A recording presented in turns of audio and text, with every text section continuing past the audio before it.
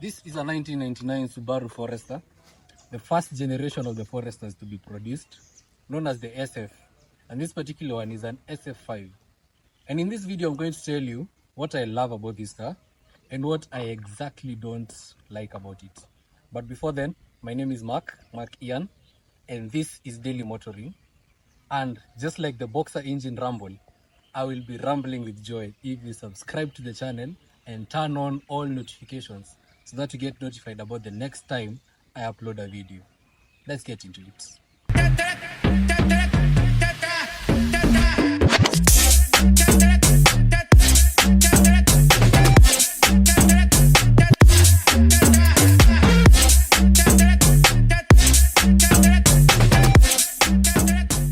So the Subaru Forester rolled off the line in 1997, and it was built on the Subaru Impreza chassis.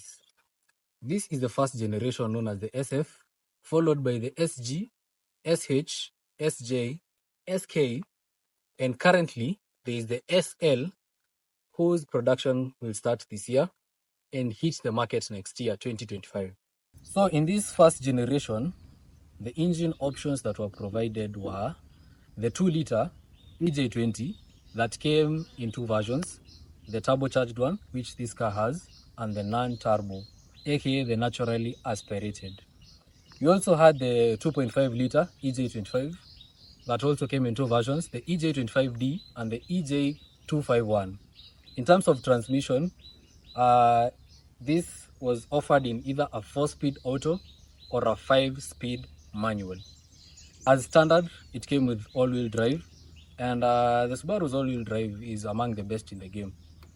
Now this 2-liter version, 2-liter turbocharged version, from factory came with about 170 horsepower and 240 Newton meters of torque. Now before we look at the interior of this car, let's have a quick look at the exterior. So from the front, the first unique identifier, apart from this face, is the hood scoop. Now this hood scoop is not just for aesthetics.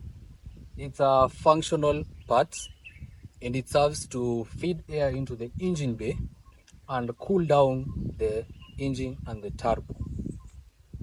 But for those with non-turbo versions, they can add this. It is available as an accessory. The difference is, there is no hole on the bonnet to let the air in. Not unless you're very much invested in making your Forester to look like a turbocharged version. And I don't get the point. Anyway, this is the pre-facelift version. The facelift was done in 2000. And if you want to identify, the easiest way to identify the pre-facelift from the facelift model is through the lights. And here's the comparison of the pre-facelift and the facelift model. And I also think this car looks good when it's lower. Anyway, let's get into the interior. I am 5'11", which is like 6 foot, and this driver's seat has a problem. So in terms of inclining it, it is stuck at this position, and my legs are pressed against the front seat. But it's not an annoying kind of being pressed. It's something I can tolerate for quite some distance. There is also good room for your feet down below. And headroom in this Forester has been served with a big spoon. And considering that it has been built on the Impreza chassis, if we do an unfair comparison to the Impreza is very much cramped, especially those from this generation. Like before this car, the owner had a Impreza GG series that I used to take occasionally. And one time I sat at the back and it was very uncomfortable, especially for my legs. And also from the driver's position, it was still uncomfortable in terms of legroom. But in this Forester, it's very spacious. So how is it like driving the Forester SF5? Well, I cannot give an accurate description since this car still has a lot of work to be done to it. Like for example, the suspension is not okay and it's very, very bouncy. So we'll have a very bouncy video. But I can talk about the general feel of the car. So this particular unit came with a 4-speed auto. but the ratios are good. It feels like a 5-speed auto, and I cannot complain much about it, though I'd prefer a 5-speed manual in this.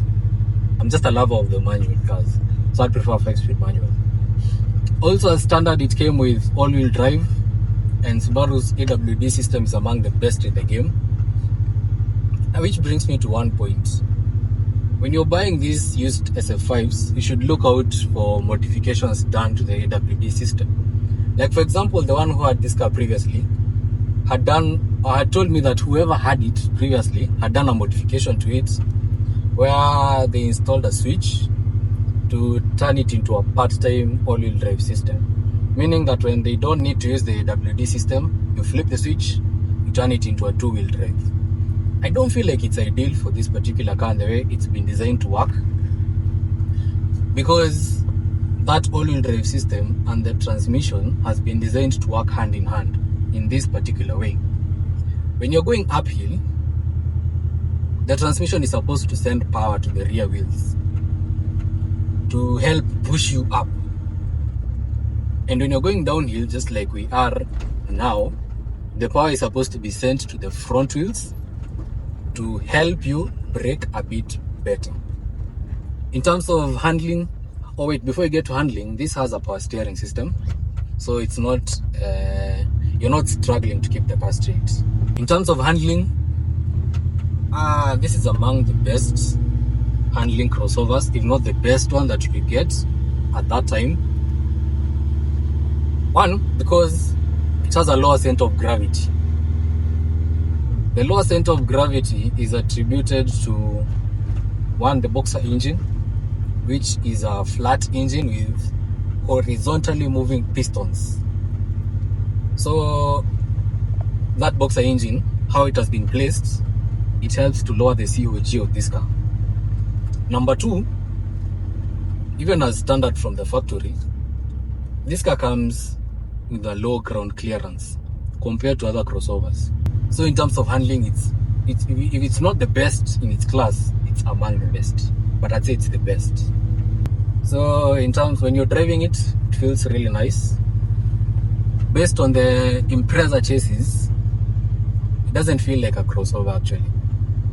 Because if you get into big crossovers like the X-Trail, the RAV4, you can feel it's a bigger car. But the Forester feels like the Impreza, because it has a low ground clearance, and also how it has been designed. Despite the interior seats being lower, and also the driver's seat having some adjustments, the dashboard has been designed in a way you can see outside very well, and you can see the bonnet while at that.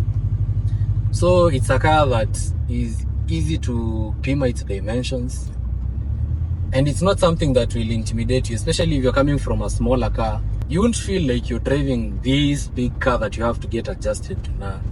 It feels very much fine, very much okay, and that's a very positive thing. One thing that I don't love about this car is it is loud but slow. And the rumble of the EJ20 or the EJ25 can trick you into thinking that this is a very fast car. But this is not a performance model. It's not a performance dedicated model like the WRX or the STIs. So not every EJ20 is designed to be fast. But other than that, what I love about this car outweighs what I don't like about this car. Like, for example, one, I love the engine sound. I could listen to it all day long. EJ20 is among the best sounding 4-cylinders that we have in our market. The second thing that I love about this car is the practicality. It's very practical if you have a small family or if you want to carry around a bit of things. It's a good car. It has a good boot capacity. I also love the space in the interior and how roomy it feels. And it's ideal. It's actually impressive. And it's a good car if you want to move from a smaller unit to a slightly bigger unit, but not an SUV. And lastly, what I love about this is the handling. That all-wheel drive is just sweet. When you do decide to hit the market for one of these, doing a test drive is a must. because these are so prone to overheating and you do not want to carry that problem going forward.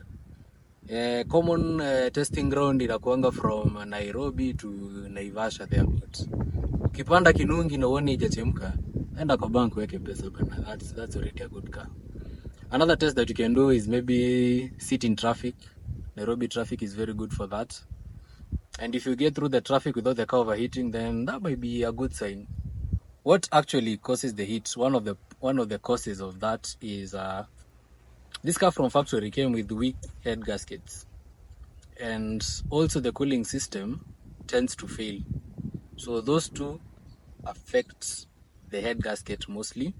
Another common problem with these cars is the catalytic converter failure, and this leads to the check engine lights coming on, or what is known as the CEL. So if you go looking for one of these units and you find it with a check engine light, you might want to check the catalytic converter. Another problem that I'm not really sure if it's common to all this is the mass airflow sensor. I've seen a couple of reports on the same. Other than that, when it's working, it's a pretty solid car. It's a pretty good car. Will I buy this car? Yeah, I would. One, because it is very affordable. With about 300,000 all the way to 650k, depending on the condition, you can get one of these. And it's a good car if you're looking for your first car, or you're looking for a car that you want to build, maybe as a project car or a truck build. Also, if you have a small family and you're looking for a car that is practical, spacious, and a step closer to an SUV, this is a good choice. Also, with the all-wheel drive system, at least you're guaranteed hautalala kwa matope, as opposed to other cars with two-wheel drive, talking about the Harrier. Without the hooliganism of the loud exhaust and all that, it's a pretty decent car. It's a quiet car, presentable, and you look cool driving it. So that's it for this episode with the SF5. I hope you've subscribed to the channel and turned on all notifications so that you get notified the next time I upload a video. From me to you, stay safe, stay peaceful, stay blessed. See me on the next video.